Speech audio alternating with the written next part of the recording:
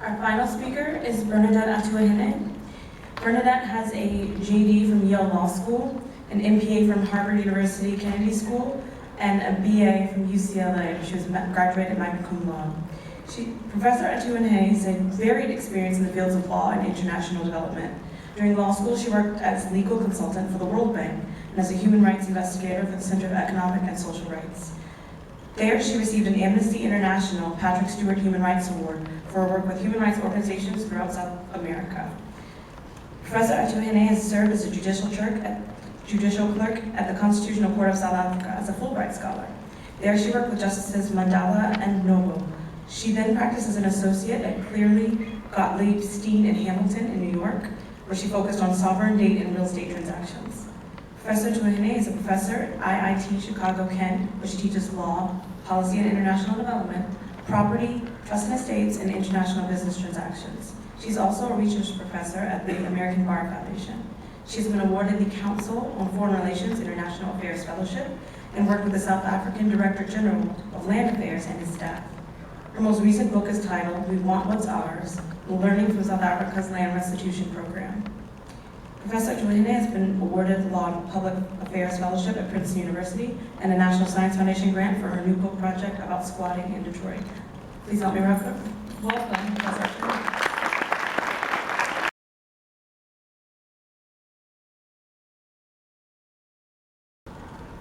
Good afternoon, everybody.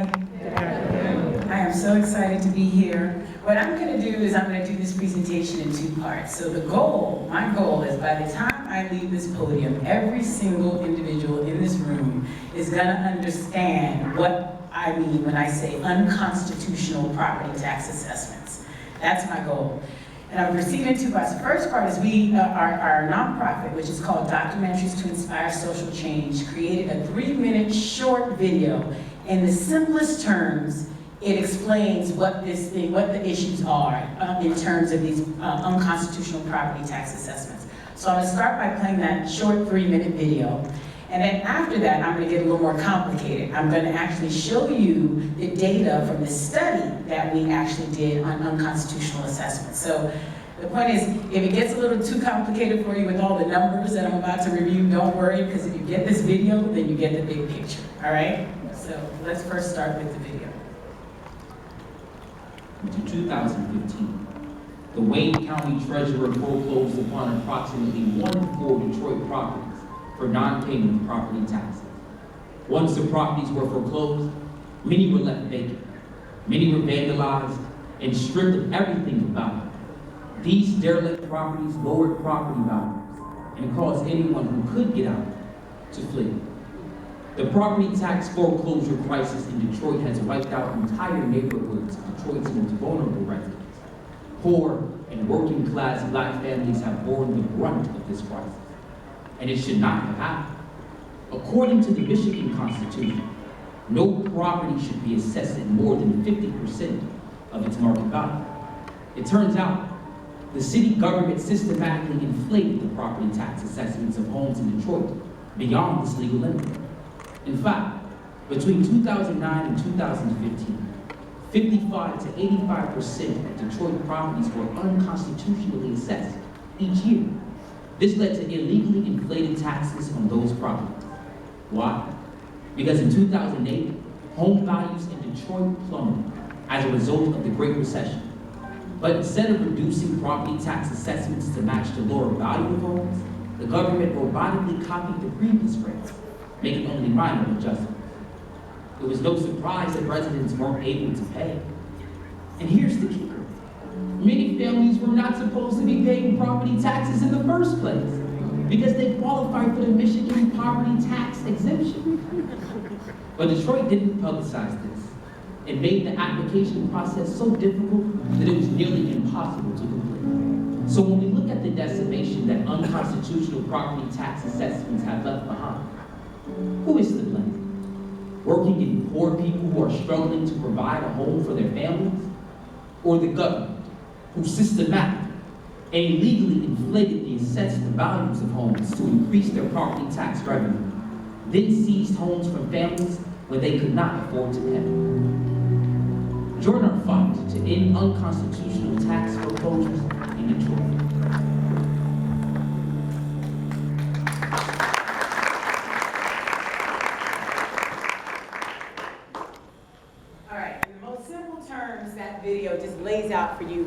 talking about when we talk about unconstitutional assessments. Now I'm just going to give you another layer of information to make this thing more real. So first, in between 2011 and 2015, in Detroit, there were 1 in 4 properties were subject to property tax foreclosure. 1 in 4. We have not seen this number of property tax foreclosures in American history since the Great Depression.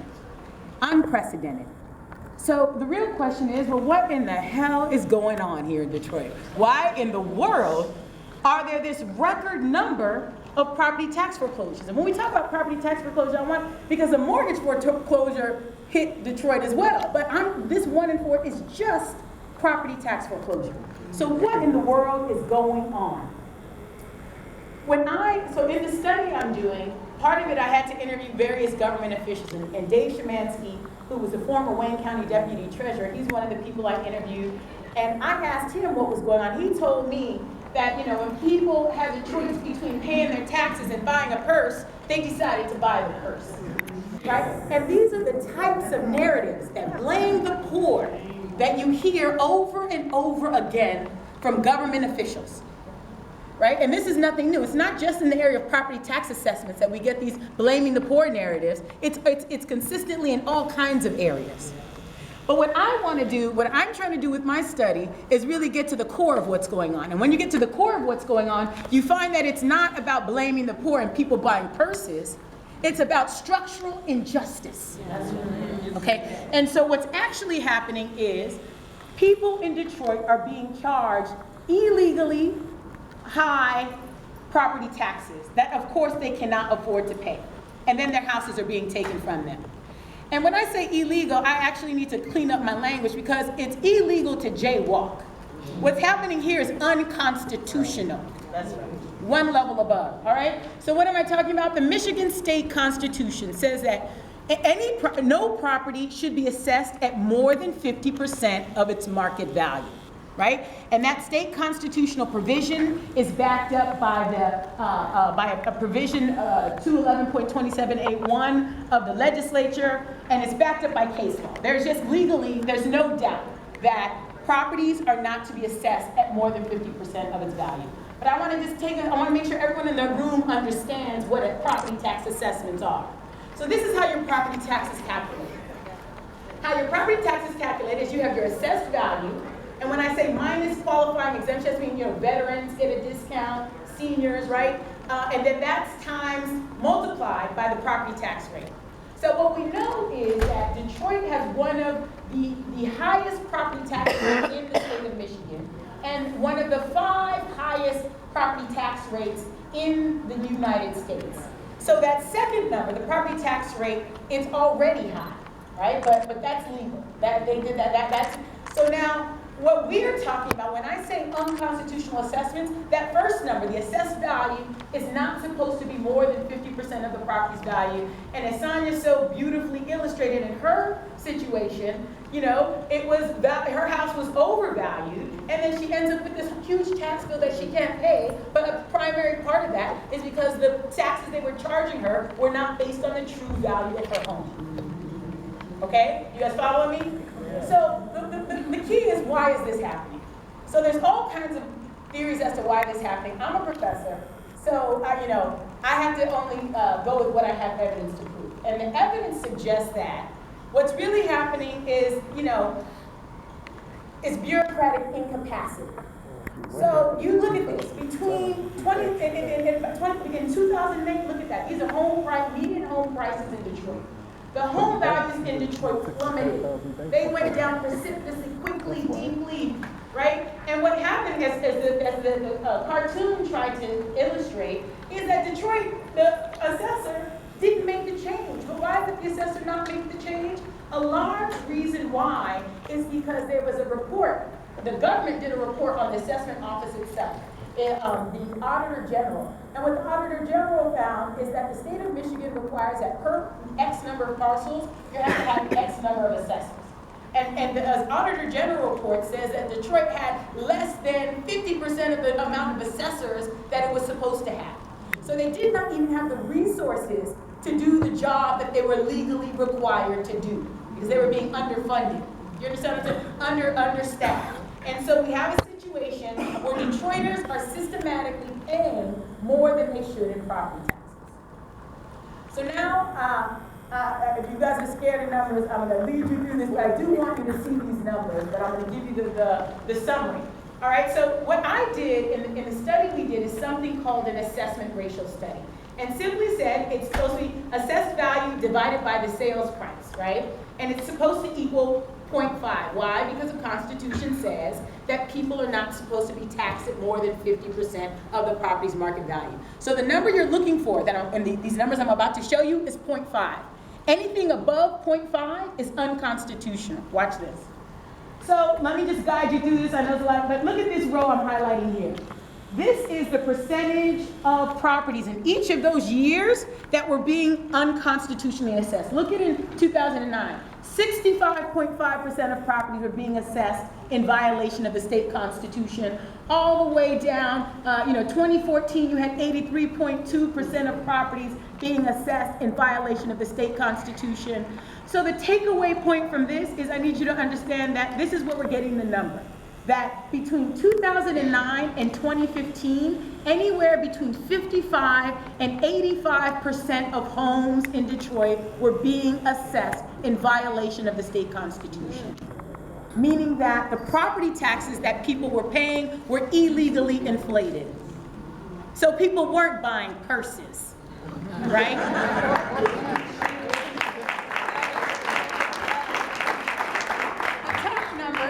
Supposed to be 0.5 as well. Now look at that. Even look at 2009. That number is legally is supposed to be 0.5.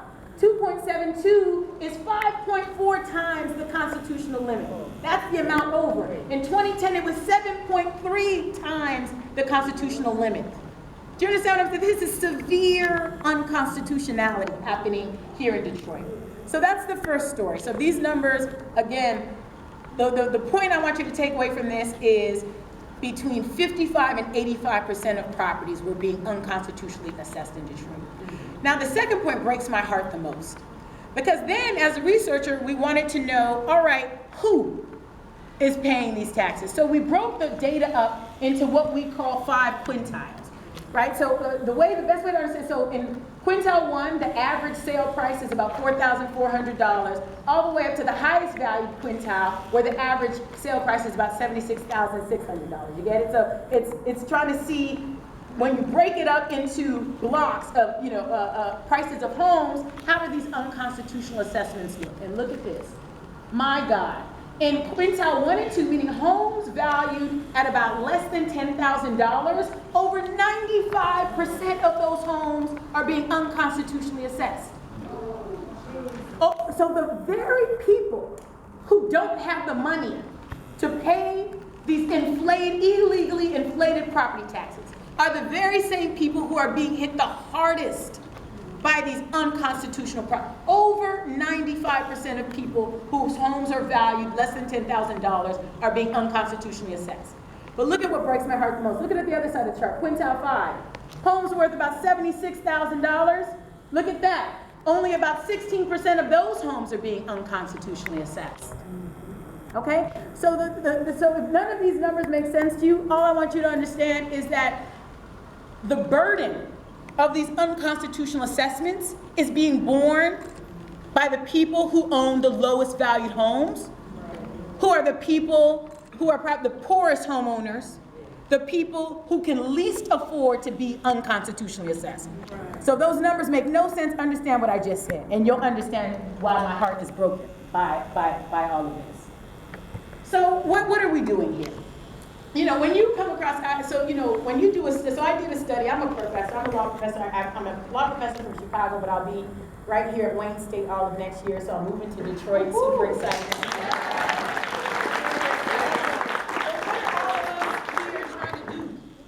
We try to do something, but this is crazy, right? I promise you, I do.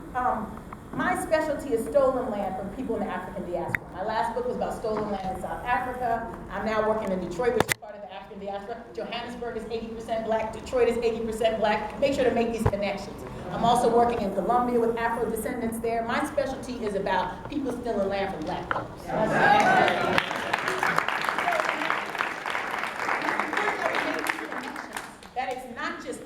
where this is happening, right? And so what are we all trying to do? We're trying to put an end to this. It's foolishness. I mean, there's no other way. This is foolishness. It's just complete and total foolishness. And so the first demand is to really just stop these unconstitutional things, to stop, right? And so after the coalition did our research, and we figured the people who have the power to stop this is Alvin Horn, the chief assessor, and Mike Duggan, who's the mayor. So the first request is we're saying for those properties, those low-value properties, those properties where we know are being most deeply unconstitutional assessed, we're saying across the board, just give a 30% cut. Just 30% off, just cut. If you have a low value, just cut those assessments. Because what happened is this year, they actually did the long overdue reassessment of properties in Detroit. And things have gotten better, so I should do that is a positive thing. The assessments used to be this far off, and now they're still off, but it's smaller. But it's still significantly off for lower valued homes. So we reran the numbers for this year, which is the first year they did the reassessment, and we found that homes valued at $18,500 and below are over 90% of those homes in that category are still being over 90% are still being unconstitutionally assessed. So that's why we're saying, even after the reassessment, the lowest value homes, again, the homeowners who can least afford these illegal assessments, are still being unconstitutionally assessed. So the first demand is just across the board do those cuts. We had a meeting, the coalition had a meeting with Alvin Horn on, what was that, Mike? What day did we go there? Thursday. And so, let me not get into that. Let me not sidetrack. The second request is we want to remove because Sister Monica was talking about property tax assessments is completely associated with water shutoffs because they're putting the water bills on your tax bill so that some people, even though they have the property tax exemption and don't have to pay taxes, you see them coming because they're about to get foreclosed on, but it's for water. And they don't have to do that, and they need to stop doing that. They said they stopped doing it for homes, but we found evidence that is still going on in some cases. But we also know that they're still doing it for churches, so that you see churches in trouble now because they are still putting it on on the water bill for nonprofits. So we want just that all to stop. That's the first demand. The second is what Bonsitu wonderfully talked about, the property tax exemption, is to make it more accessible, right? She really gave a wonderful presentation laying out, what's his name? Your client? Oh, Walter Hicks. Walter Hicks. We all heard that story of Walter Hicks and how difficult it was. They denied him. He didn't know why he got denied.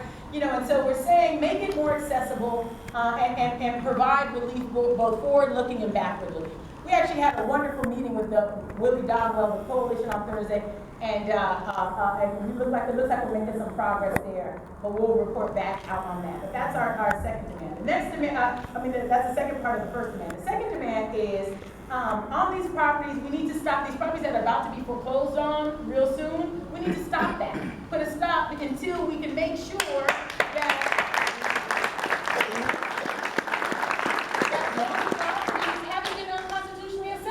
Right. because how are you going to foreclose on somebody and we have evidence? I took my study to Alvin Horn. I said, before publishing this in the USC Law Review, we want to give you all a chance to respond, to see if you have a problem with our numbers. He said, no, Bernadette, it was all right. It was just a mess in Detroit, et cetera, et cetera. So they're not contesting the numbers. So the point is that what we need to do, we all know we're kind of in agreement that these are unconstitutional steps, so let's stop these impending foreclosures. Who has the power to do that? Our man, Eric Sabri. Okay? And what Eric Sabri, we're asking him is three things. Number one, stop all foreclosures until the coalition's three demands are met. And number two, just stop foreclosing on people for water bills altogether, because that was some foolishness in the first place. And the last one we're asking is to stop foreclosing on people who owe less than $15,000. Because there's another thing happening in Detroit. If your house is worth $50,000 and you owe $6,000 in taxes, when they foreclose, you don't get the remainder of the money. For my math, 44,000. You know, they take the whole house for that 6,000. And so we want number one to have. You should only be going through foreclosure for a significant amount of money owed, and not for $500, not for $1,000.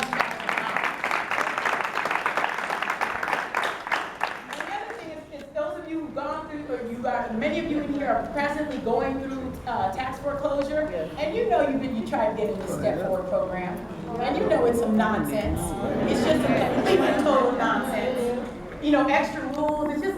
It's actually laughable to the point where I talked to one of the Step Forward programmers. She was like, "These are the rules." You know, of course, she was just working. Doggett makes the rules. It's just a mess. And so, Mister makes the rules. thinking about revising that program, and also, you know, these hardest hit funds that they're using for these corrupt demolitions going on in Detroit. Repurpose that money to pay off.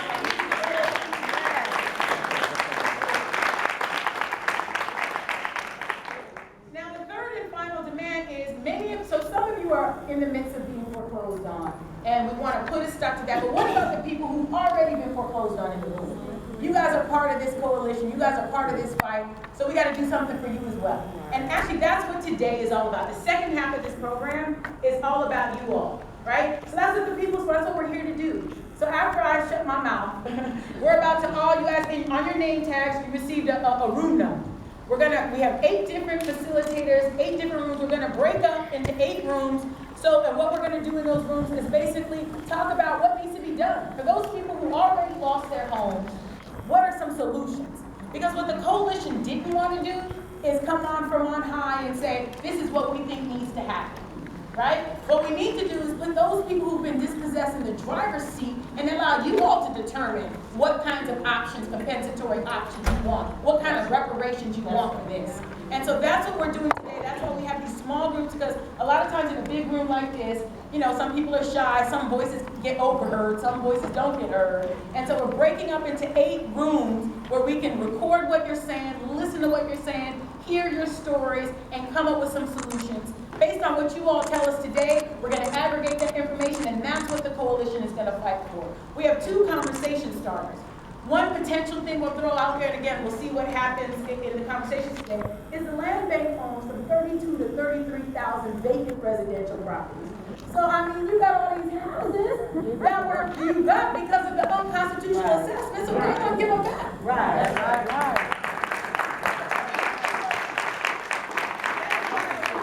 Another conversation started that we'll talk about, again, when we do our breakouts in just a minute, is compensation, because some people already changed their situation. They might not want a house. Or again, some of these houses they give you require so much work, people might not have the money to do the work necessary. Some people just might want money. And so, but the point is that Detroit is broke. And so if it comes from the Detroit's bank account, that means you all are going to have to pay for it. So it's like a double payment. So that can't happen. So again, use those hardest hit funds instead of doing it for these corrupt demolitions. Compensation. To provide compensation.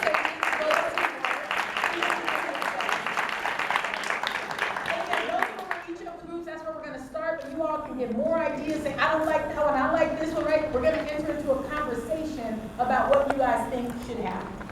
So, let me just say, the next thing is our next action, right? The next action is a press conference, a community meeting on Saturday, July 8th. We're pretty sure it's going to be at St. Matthew St. Joseph's at 8850 Woodward Avenue. So go ahead, everybody, take out your phones and go ahead and put this in there. Put the next of it right now. Everybody, take out your phone. I ain't playing. Take out your phone. Take out the phone. Go ahead and enter July 8th from 12 to 2. And as you can see in the target, we did our research into who has the power to give us each of those demands. And whose face did you all see up there the most? Doggett. You saw the mayor's face. So that's who we're going after first. Good. This is an election year, and so where is he going? That man doesn't like that. So that's what we're going for. We're going to try and do a press conference to really look at local, national, and international media to get their eyes on what's going on here in Detroit, to put some pressure on him through the press. Good. So that's what we're trying to do at our next action. Join us and help us get the press there, help us get the word out, and help us make that video viral. If you found that video helpful in explaining what was going on, please go to the website, illegalforeclosures.org, and send that video far and wide, because people need to know what's going on. I promise you, I gave a presentation about this at a conference in Asia, and they were like, what?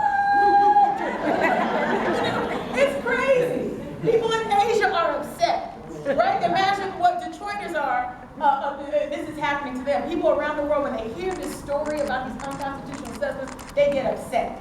And so, as Sister Monica so beautifully put, what she said, it's a problem with, who was it? She had her little something going on. It's a problem. It ain't your fault. It's not your fault, but it is your fight. It ain't your fault, but it is your fight. So this is our fight. All right, so now we're gonna just go ahead and break up. And so what's gonna happen now, again, look at your name tags. You've all been assigned a room number. And we're gonna break up. Everyone now will have people to help you show you where the rooms are, but we're gonna go into the rooms and continue the conversation. We're not gonna do a Q&A here, again, because the point is we're gonna do the Q&A in the rooms. So before we leave, I just see Willie Donwell back here. If you can just raise your hand. He's one, and we've had a meeting with him about the poverty tax exemption, and he really is making some significant changes and really working with the coalition on trying to really make some changes on the property tax exemption. So we just wanted to thank you, Mr. Donwell. So there are some city officials with your best interests in mind. So let's just break up, everybody head out those doors, go to the rooms, and continue the conversation. If you didn't get a name tag, If you didn't get a name, just come on up here now.